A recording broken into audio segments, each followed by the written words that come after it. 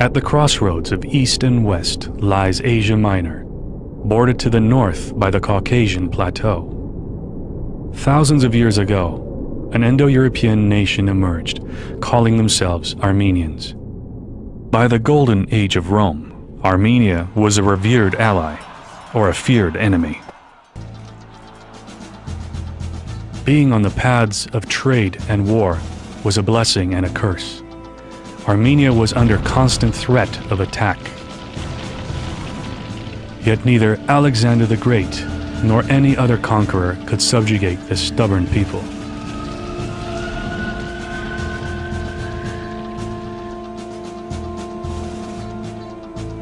As time went on, Armenia was caught between Rome and its great enemy, Persia. Each would use Armenia as a buffer against its rival. Great cities were laid waste, time and again. Armenian kings rose to power through a combination of skillful maneuvering and outright warfare. Tigran the Great allied himself with Rome's enemies and extended his empire from the Caspian to the Mediterranean. Rome sent its finest generals against him before he was defeated. This was the end of a golden age for Tigran's people. Like the Romans and the Greeks, the Armenians had their pantheon of ancient gods. Among the nobility, which had been seeded by Persian aristocracy, the monotheistic faith known as Zoroastrianism was also common. But the world was in a time of change again, and merchants traveling to the great centers of trade in the Middle East came into contact with a new idea. A faith that would soon shape the identity of their kinsmen. By the 4th century AD, Armenia had been the first to adopt Christianity as its official religion, even before Constantine tolerated it within the Roman Empire. This new religious identity demanded translation of the scriptures into the language of the people, and for this task, known to scholars as the Queen of Translations, an alphabet was invented. This was a new golden age. A century later, the people of Asia Minor were caught again between the Roman and Persian worlds. The Persian Shah sought to strengthen his hold over his empire by forcing all Christians to renounce their faith and adopt Zoroastrianism, the Persian religion. This enraged the Armenian nobility. Abandoned by Byzantium, a general named Vartan Mamagonian led his people in revolt. It was Armenia's first test as a Christian nation.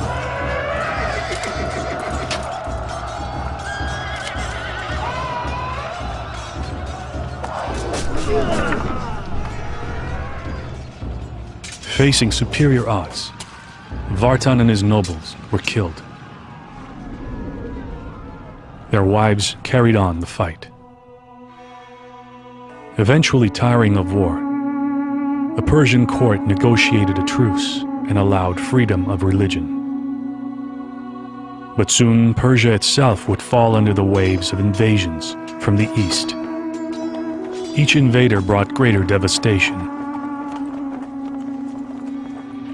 The centuries that followed wore away the ancient homeland. Many fled west to the Byzantine Empire. By the medieval age, Byzantium weakened, and the kingdom of Cilicia emerged and prospered.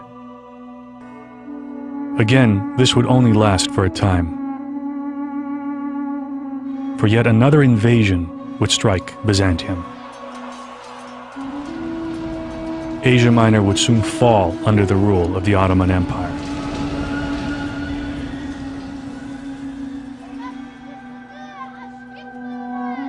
In theory, Islamic law granted Christians and Jews a certain amount of freedom. The Ottomans were shrewd in managing their multi-ethnic empire.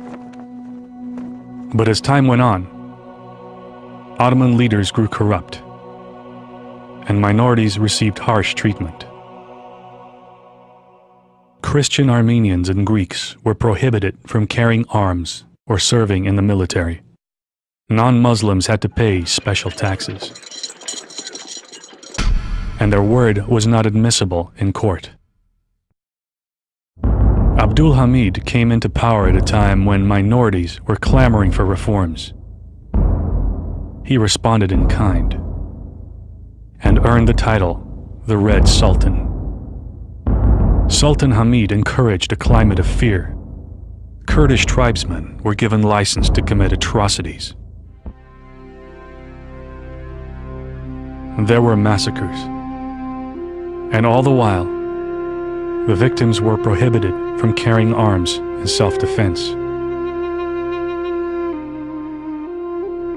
Meanwhile, across the border with Russia was an ancient enclave of Christian Armenians. It was a land of lush peaks and fertile valleys. Its name, loosely translated, means dark forest in the mountains. The ancient clan of Armenians who lived here ruled themselves. Around them lived the Tatars, or Azerbaijanis, a Turkic people.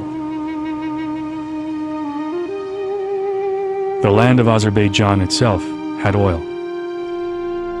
Under the Russians, many Armenians moved to the capital, Baku, and worked its oil fields. At the turn of the 20th century, Russia was playing the Azeris and Armenians living in Baku against each other. And there were outbursts of ethnic violence. At about this time, a progressive reformist party, popularly known as the Young Turks, deposed Abdul Hamid. Minorities were promised better treatment. This experiment was doomed to fail. When Turkey entered the First World War as Germany's ally, it turned on its minorities. Of these, Armenians were the hardest hit. Under the pretext of national safety, an ancient people was driven from its historic homeland. Anyone of influence was rounded up and executed. Those in the army were stripped of their weapons and reassigned to labor battalions. In a systematic fashion, old men, women, and children were forced to march through deserts, where they would be subject to every depredation imaginable.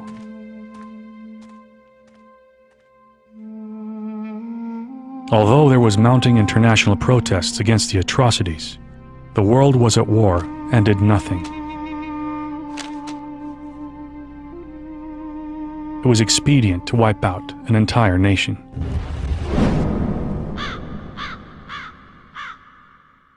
There were pockets of resistance, but the life of a resistance fighter could be counted in days. Word of a mass extermination was starting to spread. The Armenian population of Van, learning of an impending attack by the Ottoman military, struck first at the Turkish garrison within its walls. Their defense of Van, however, would be abandoned, and many died during a devastating exodus to Russian Armenia. In 1918, the Ottoman Empire sent its army into Russian territory to finish the job. They were stopped within sight of the Armenian capital and driven back. Within a month, Georgia, Armenia, and Azerbaijan had declared themselves republics. When Turkey surrendered to the Allies at the close of World War I, the West was very aware of the fate of Turkey's Armenian population. The Young Turks, for their part, had fled their country, condemned for their crimes by their own courts. The survivors of the 20th century's first genocide were not safe yet. As the political climate changed again, Turkish nationalism found its new champion. Under Kemal Atatürk, the persecutions were rekindled. Europe abandoned the Christians of Anatolia, and many who had returned to their homes were driven out of the country.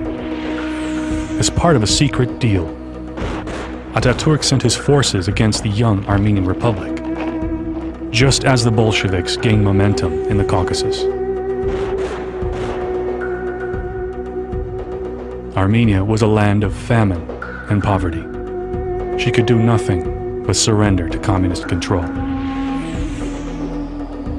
Once he had subjugated the Caucasus, the Soviet dictator Joseph Stalin redrew its borders. Countries were checkerboarded within each other.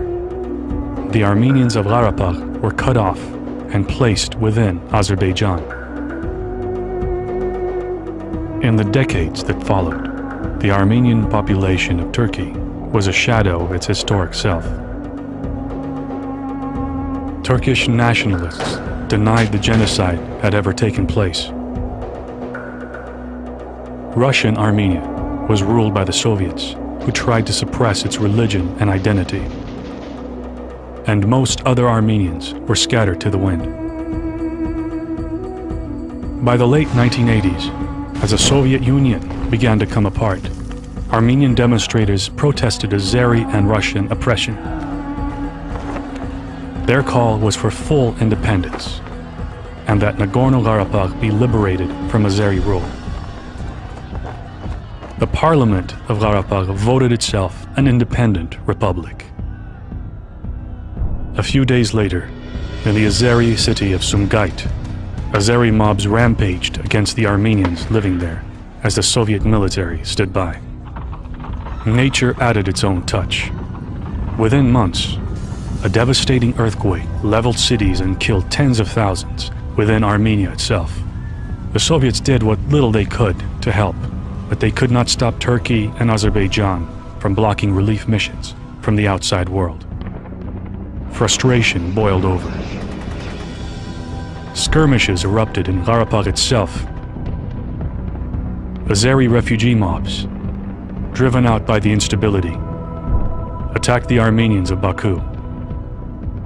The pogroms again raged on unchecked. Hundreds were killed, and both nations experienced a mass exodus. Escalating its ethnic purging, Azerbaijan launched a full invasion of Karabakh. Initially helped by Russian forces, Azerbaijan occupied most of the enclave and surrounded the capital. Stepanakert was bombed mercilessly. 1993, however, saw the tides change. The Russians had stopped supporting Azerbaijan. The Armenians of Karabakh had reorganized. Farmers had been molded into a trained military. A vital corridor to Armenia was reopened. Azerbaijan persisted and relaunched its campaign. Foreign mercenaries were hired to fly bombing missions. Conscripts were herded into battle by mujahideen. By 1994, tens of thousands were dead, and over 1 million were refugees.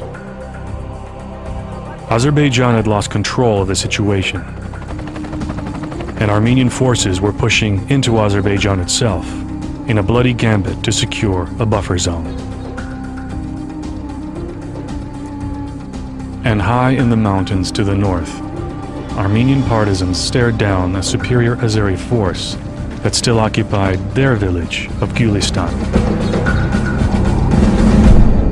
Here, in these dark forests, was a theater of perpetual war.